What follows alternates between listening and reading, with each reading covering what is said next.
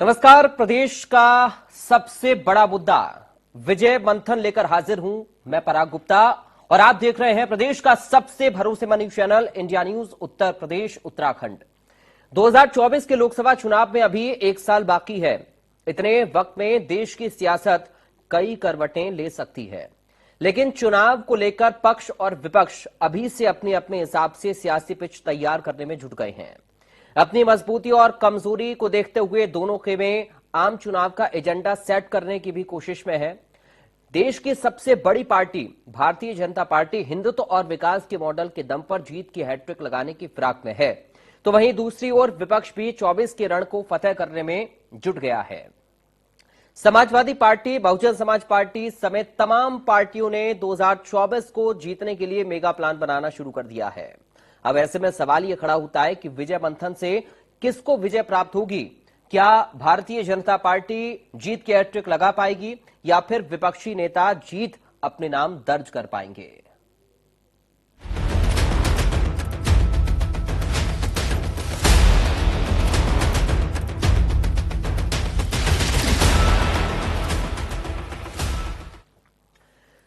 तो देश की राजनीति इन दिनों हिंदुत्व के इर्द गिर्द सिमटी हुई है। सत्ता पक्ष से लेकर विपक्ष के तकरीबन सभी दल हिंदुत्व के एजेंडे पर अपने कदम बढ़ाते हुए नजर आ रहे हैं। बस फर्क इतना है कि कोई हार्ड हिंदुत्व पर चल रहा है तो कोई सॉफ्ट हिंदुत्व पर, कोई विकास की बात करता है तो कोई करप्शन की। इस वक्त आपको हम 4 तस्वीरें दिखा रहे हैं। पहली तस्वीर में आप देखेंगे कि किस तरह भारतीय जनता पार्टी 2024 के रण को फतेह करने के लिए मंथन और चिंतन कर रही है। भारतीय जनता पार्टी 21 जून से महासंपर्क अभियान शुरू करेगी। 30 जून तक बीजेपी का महासंपर्क अभियान चलेगा। बता दें कि पश्चिमी यूपी के 14 लोकसभा सीटों पर यह अभियान चलाया जाएगा, जिसके तहत 25 जून को नोएडा में सीएम योगी आदित्यनाथ जनसभा करेंगे। 25 जून को गाजियाबाद में डिप्टी सीएम केशव प्रसाद मौर्य हुंकार भरेंगे, तो वहीं 30 जून को गृह मंत्री अमित शाह की बिजनौर में जनसभा होगी। यानी कि भारतीय जनता पार्टी तो 24 के रण में जीत की हुंकार भरने के लिए तैयार है। अब दूसरी तस्वीर में आपको हम दिखा रहे हैं समाजवादी पार्टी की क्या तैयारियां हैं। दरअसल यूपी की राजनीति में विपक्ष का मुख्य चेहरा अखिलेश यादव अब खुद को राष्ट्रीय स्तर पर स्थापित करने की कोशिश करते हुए दिख रहे हैं। विपक्षी दलों में एक ऐसे नेता की कमी साफ तौर पर दिख रही है जिसकी स्वीकार्यता लगभग हर दल में हो। न अखिलेश यादव भले ही तमाम विपक्षी दलों के साथ निकटता दिखा रहे हों, लेकिन उनका स्टैंड क्लियर होता हुआ नहीं दिख रहा है। विपक्षी एकता की बात तो 23 जून की बैठक में पटना में होगी, लेकिन उत्तर प्रदेश के परिप्रेक्ष्य में इसको देखा जाए तो यहां विपक्ष का बिखराव साफ दिख रहा है। तीसरी तस्वीर में आप देख रहे हैं कांग्रेस पार्टी की क्या कुछ तैयारियां हैं। दरअसल कांग्रेस पार्टी लोकसभा चुनाव के मैदान में पूर्व सांसदों और विधायकों को उतारने की तैयारी में जुटी है। कांग्रेस कमेटी ने लंबे समय बाद नया प्रयोग किया है। कांग्रेस में हर बूथ पर 25 युवाओं की टीम बनेगी। जी हां, 25 युवा हर बूथ पर तैनात रहेंगे। सभी पूर्व विधायक, पूर्व सांसद और अन्य वरिष्ठ नेताओं को बुलाकर मशवरा लिया गया। चौथी तस्वीर आप देख रहे हैं। दरअसल बहुजन समाज पार्टी की क्या रणनीति है। बहुजन समाज पार्टी की अध्यक्ष मायावती ने कल यानी कि बुधवार को बड़ी बैठक बुलाई है। लोकसभा चुनाव के सियासी समीकरण को साधने के लिए अब बीएसपी भी तैयार हो गई है। बीएसपी के मंडल प्रभारी सभी जिला अध्यक्षों की बैठक बुलाई गई है। तो ये अलग अलग तस्वीरों के माध्यम से आपने समझ लिया कि आखिर किस तरह जो राजनीतिक दल हैं वो अपनी तैयारी कर रहे हैं। अब दिल्ली की गद्दी का रास्ता चूंकि उत्तर प्रदेश से होकर गुजरता है, इसलिए कहा जाता है कि अगर आपको देश पर राज करना है तो पहले आपको यूपी को अपने नाम करना होगा। इसलिए बीजेपी 80 सीटों पर कमल खिलाने की पूरी कोशिश कर रही है। चलिए अब आपको ग्राफिक्स के जरिए दिखाते हैं आखिर बीजेपी का प्लान क्या है। तो 80 सीटों पर कमल खिलाने की यह तैयारी है जो बीजेपी ने शुरू कर दी है। इसके साथ ही जो हारी हुई 14 सीटें हैं, दरअसल उन सीटों पर अपनी मजबूती करने की कोशिश बीजेपी की ओर से की जा रही है। हारी हुई सीटों की विस्तारकों को जिम्मेदारी भी सौंपी गई है ताकि इन सीटों पर प्रमुखता से और मुखर होकर काम किया जा सके, मजबूती के साथ काम किया जा सके। हर महीने फीडबैक इन विस्तारकों को भी देना होगा। साथ ही जो सभी विस्तारक हैं उनको हर महीने अपना फीडबैक भी देना होगा कि आखिर क्या फीडबैक उन सीटों से निकलकर सामने आ रहा है। इसके साथ ही विपक्षी नेताओं को तोड़कर पार्टी में लाने का लक्ष्य भी निर्धारित किया जा रहा है। कि कैसे जो मजबूत स्थिति वाले नेता हैं उनको लाया जा सकता है। विस्तारक प्रदेश मुख्यालय के निर्देश पर काम करेंगे।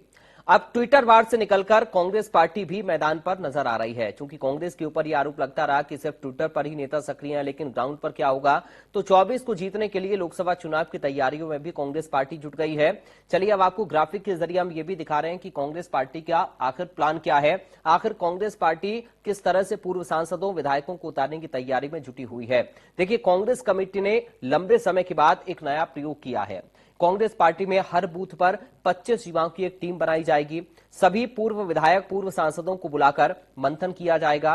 इसके साथ ही अन्य वरिष्ठ नेताओं को बुलाकर मंथन किया जाएगा, फीडबैक लिया जाएगा। लोकसभा चुनाव को लेकर रणनीति तैयार की गई है। हर बूथ कमेटी 25 सक्रिय कार्यकर्ताओं को वहां पर रखा जाएगा ताकि जो स्थिति है उसको और मजबूत बनाया जा सके। अब बारी आती है बहुजन समाज पार्टी की। तो देखिए, बहुजन समाज पार्टी ने पहले ही ऐलान कर दिया है कि वो 24 के रण में अकेले ही चुनाव लड़ेगी। जी हां, किसी के साथ नहीं, अकेले लड़ेंगी मायावती। इसलिए बीएसपी सुप्रीमो फुल फॉर्म में दिखाई दे रही है। अब ग्राफिक के जरिए या बीएसपी की स्थिति भी आप समझिए। तो देखिए क्या रणनीति बीएसपी की है ये भी आपको हम बताते हैं। बीएसपी सुप्रीमो मायावती ने कल एक बड़ी बैठक भी बुलाई है और बसपा के मंडल प्रभारी सभी जिला अध्यक्षों की यह बैठक दरअसल है। लोकसभा चुनाव के तैयारियों की समीक्षा इस बैठक में की जानी है। अब मायावती बैठक से पहले सभी के साथ चर्चा भी करेंगी। प्रदेश मुख्यालय में होने वाली बैठक में पहले चर्चा भी की जाएगी। तो आज 80 सीटों पर कमल खिलाने की तैयारी अब भारतीय जनता पार्टी भी कर रही है और समाजवादी पार्टी की भी अपनी तैयारी, कांग्रेस पार्टी की भी अपनी तैयारी है, बहुजन समाज पार्टी की भी अपनी तैयारी है। आज हम सभी पार्टियों की इसी तैयारी को समझने की बहुत जल्दी से कोशिश करेंगे कि आखिर किस किस तरीके से रणनीतियों को बनाने में तमाम दल जुटे हुए हैं। चूंकि जो हारी हुई 14 सीटें हैं उन पर खास फोकस बीजेपी का है और कांग्रेस पार्टी, समाजवादी पार्टी भी अपनी अपनी तैयारी में जुटे हुए हैं। बहुजन समाज पार्टी ये क्लियर कर चुकी है कि अकेले लोकसभा का चुनाव लड़ेगी, यानी कि 80 सीटों पर मायावती भी तैयारी कर रही है।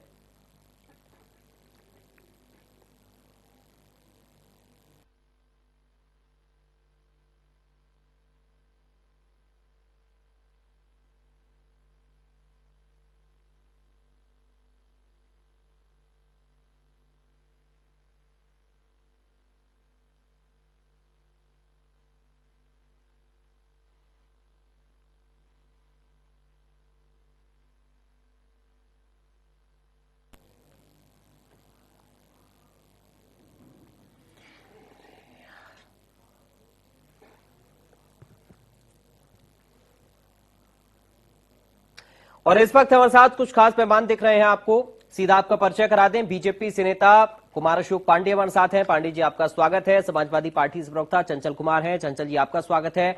मलिक जावेद अंसारी साहब हैं, कांग्रेस पार्टी से प्रवक्ता। अंसारी साहब, आपका स्वागत है। वरिष्ठ पत्रकार धर्मेंद्र पांडे हमारे साथ हैं। धर्मेंद्र पांडे जी, आपका स्वागत है। कुमार अशोक पांडे जी, शुरुआत में आपके साथ ही सर कर रहा हूं, किस तरह से तैयारी कर रहे हैं? मजबूती है, स्थिति आपकी कैसी है 80 सीटों को लेकर?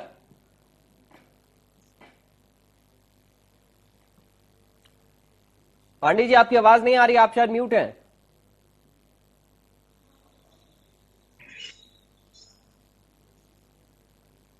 चलिए, लौट रहा हूं आपके पास, आपकी आवाज नहीं आ पा रही है। चंचल जी, आपको आवाज मिल रही है मेरी?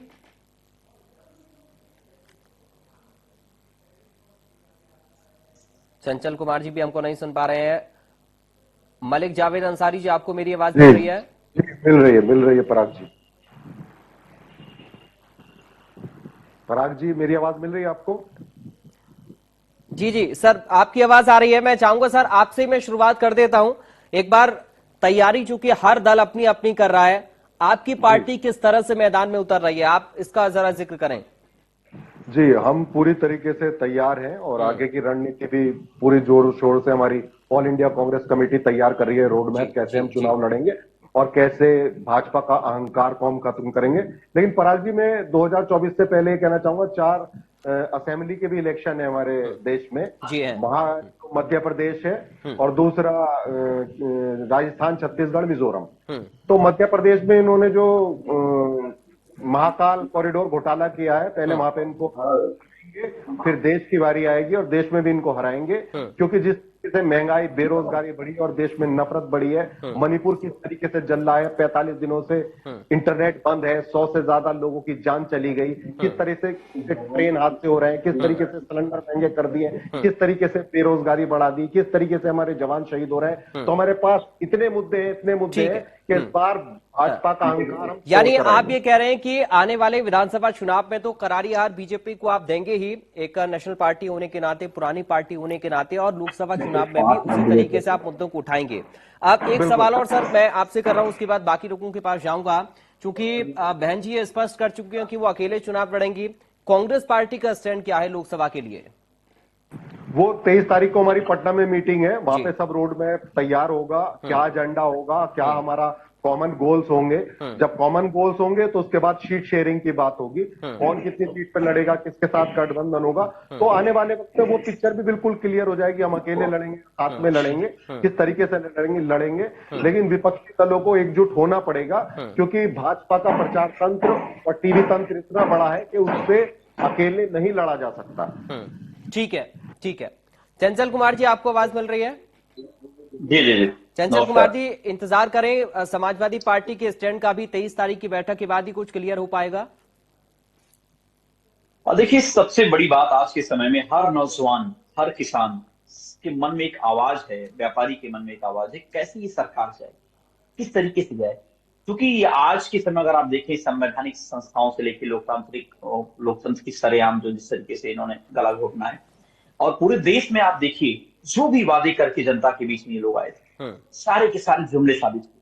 चाहे वो 2 करोड़ रोजगार देने की बात हो, चाहे किसानों का दोगुनी करने की बात हो, चाहे 100 दिन के अंदर काला धन लाने की बात हो, चाहे आदर्श ग्राम बनाने की बात हो, चाहे स्मार्ट शहर बनाने की बात हो, चाहे महंगाई की बात हो, चाहे भ्रष्टाचार की बात हो, जितनी भी वादे ये करके आए थे, बड़ी बड़ी लच्छेदार बातें करी थी इन लोगों ने। मैं आपके चैनल के माध्यम से भी चैलेंज करता हूं कि भारतीय जनता पार्टी का कोई प्रवक्ता, कोई नेता इन बातों पर चर्चा करना चाहता ही नहीं है। ये सबसे प्रमुख मुद्दे हमारे ये हैं। दूसरी बात, अभी देखिए आप जो हमारे यहाँ 23 तारीख को जो मीटिंग होने जा रही है, कॉमन एजेंडा सेट होने की बात है, सारी की सारी पार्टियां एक साथ जुट होकर के भारतीय जनता पार्टी को कैसे हटाया जाए, इसके ऊपर पूरे देश में चर्चा है।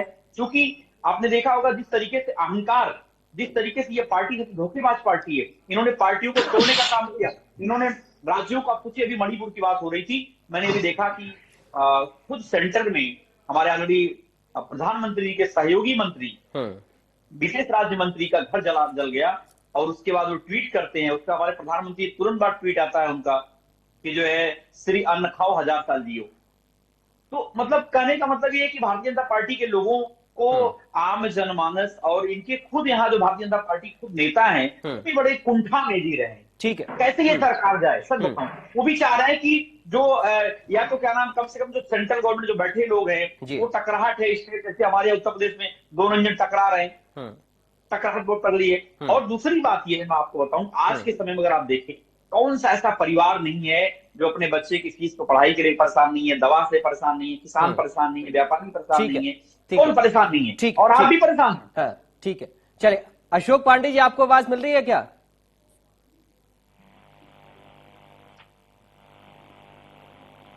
चलिए, लगता है अशोक जी अभी जुड़े नहीं है हमारे साथ। धर्मेंद्र पांडे जी आप सुन पा रहे हैं सर हमें?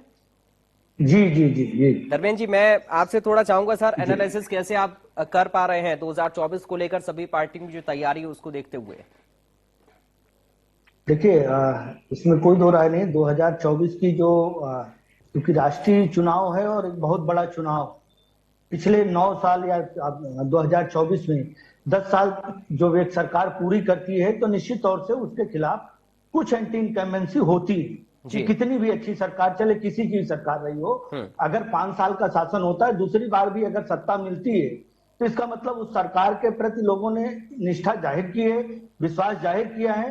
लेकिन तीसरी बार जो तीसरा टर्म होता है, आप देखेंगे चाहे राज्यों के चुनाव रहे हो, चाहे वो केंद्र के चुनाव रहे हो, जब भी तीसरा टर्म आता है तो वो सरकार की और सरकार के मुखिया की, उस पार्टी की एक अग्नि परीक्षा होती है। निश्चित तौर से ये नरेंद्र मोदी नीत भाजपा सरकार जो है, इसके लिए 2024 का चुनाव ये है एक अग्नि परीक्षा की तरह है। और ये देखिए कि आज जो इस देश में माहौल है, देखिए विपक्षी ये हमारे यहाँ जितने विपक्ष के नेता हैं, वो ये तो कहते हैं कि मोदी जी को हटाना है, हमें सामंजस्य बनाना है, लेकिन मुद्दों पे दरअसल क्या है कि जो भाजपा के थिंक टैंक जो हैं वो जिन मुद्दों पे लाना चाहते हैं उसी मुद्दे पे अक्सर विपक्ष जो है खेलता रह जाता है। और जो जब देखिए जब सदन भी चलता है ना तो एक कोई ऐसी बात होती है जिसको लेकर के जो है विपक्ष बाइकआउट करता रहता रह जाता है और जनता के जो मूलभूत मुद्दे हैं वो कहीं ना कहीं गौण हो जाते हैं। अब रह गई बात जहां विपक्षी एकता की,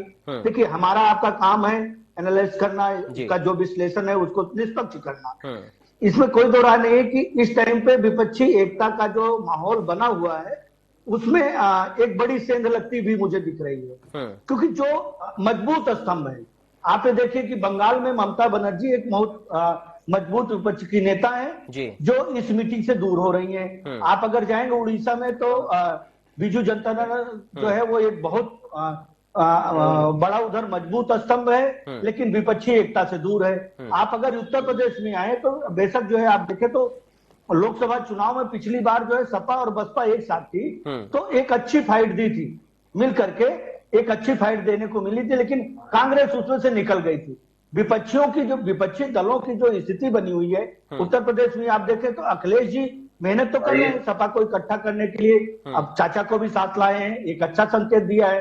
लेकिन अब मायावती जी दूर हैं, कांग्रेस आता है तो कांग्रेस के हाथ में उत्तर प्रदेश में कुछ है नहीं। अगर आप देखें तो उत्तर प्रदेश जैसे बड़े राज्य में कांग्रेस जैसी सबसे बड़ी पुरानी पार्टी वो उत्तर प्रदेश में जो है वो आरएलडी के इसके जो है उनके जयंत की जो है कैटेगरी में जाके खड़ी हो जाती है। तो इस तरीके की अगर पोजीशन आ जाती है तो उस पार्टी को अपने साथ लेगा कौन, क्योंकि एक बार जो है अखिलेश जी साथ ले चुके हैं, 2 लड़कों की जोड़ी बनी थी, लेकिन इस बार अखिलेश देखो कहीं ना कहीं दूरी दिखाई पड़ रही है। तो अब मायावती अगर नहीं आती विपक्षी एकता में तो उत्तर प्रदेश जैसी राज्य में मुझे लगता है कि विपक्ष फूट हो गई। इधर आपने अभी कुछ दिन पहले ही आपके ही चैनल पे हम डिबेट में थे कि इसमें जो है लोकदल उसके नेताओं के सुर बिगड़े हुए हैं। अब उसको और भाजपा क्योंकि माहिर है, भाजपा के जो नेता हैं वो क्योंकि जयंत भी अपनी एक जमीन खोज रहे हैं, उनको लग रहा है कि विपक्ष में रह करके मुझे बहुत फायदा नहीं होने वाला है। तो क्योंकि अगर उनके परिवार का बैकग्राउंड देखे तो सत्ता में रामविलास पासवान जी की तरह ही वो भी सत्ता में हमेशा रहे हैं। तो ये जो तालमेल है आप देखिए महाराष्ट्र में तो तालमेल इनका ठीक चल रहा है, लेकिन अगर आप आके देखें तो बिहार झारखंड इधर अगर तालमेल बिगड़ता नजर आ रहा है, पार्टियां छिटक रही हैं और एनडीए का कुनबा बढ़ रहा है। अगर एनडीए का कुनबा बढ़ा तो विपक्ष निश्चित तौर से जो है वो कमजोर हो जाएगा। ठीक है ओपी सिंह साहब 2024 में ये दिखाई पड़ रहा है। ठीक है सर, ओपी सिंह जी हमारे साथ जुड़ गए हैं बीजेपी से। ओपी सिंह जी आपको आवाज मिल रही है मेरी? बहुत अच्छी मिल रही है। जी ओपी सिंह जी, आपने विपक्ष के साथियों को सुना होगा, वो कह रहे हैं कि बहुत सारी ऐसी नाकामियां हैं जिनके दम पर हम जीत हासिल कर सकते हैं, नाकामियां आपकी हैं और जीत विपक्ष को मिल सकती है।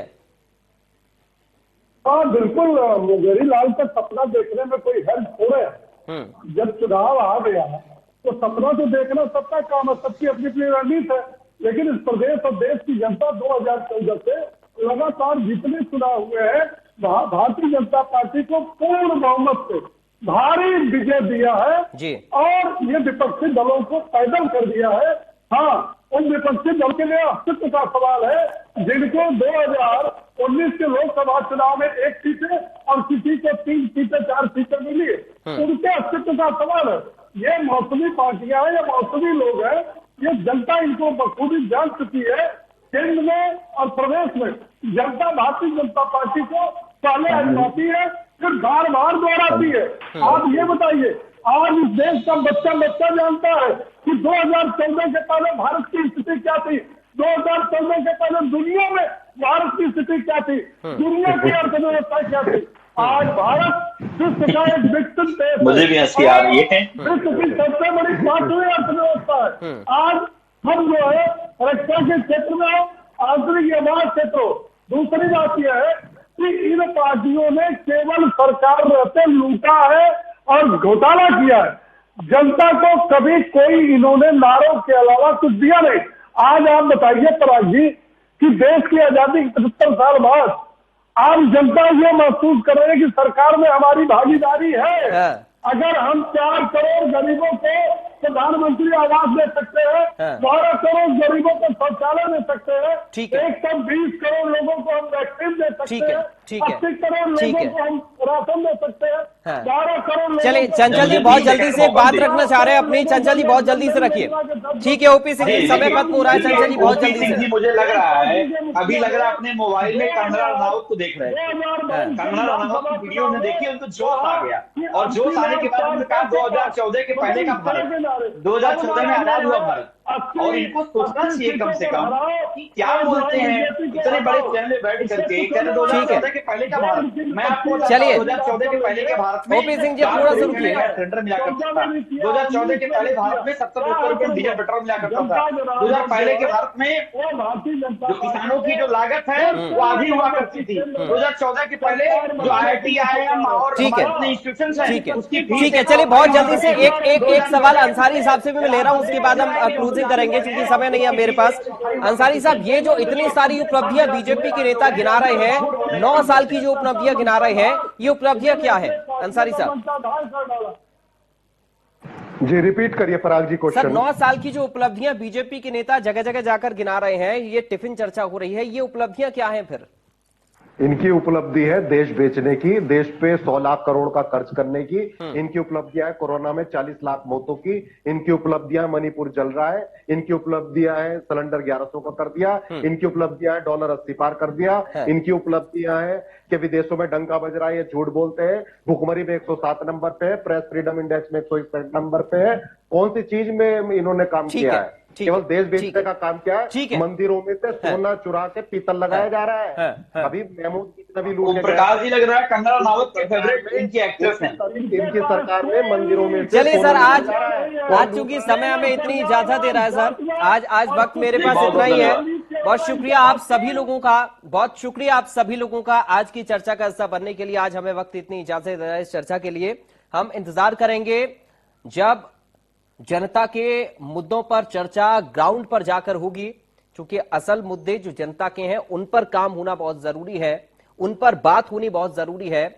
रणनीति सभी पार्टी अपनी बना रहे हैं, देखिए और क्या बदलाव होता है। या 23 तारीख की जो बैठक का जिक्र किया जा रहा है विपक्षी एकता की, उस बैठक के बाद क्या होगा वो तस्वीर और ज्यादा दिलचस्प होगी। फिलहाल दीजिए इजाजत, नमस्कार।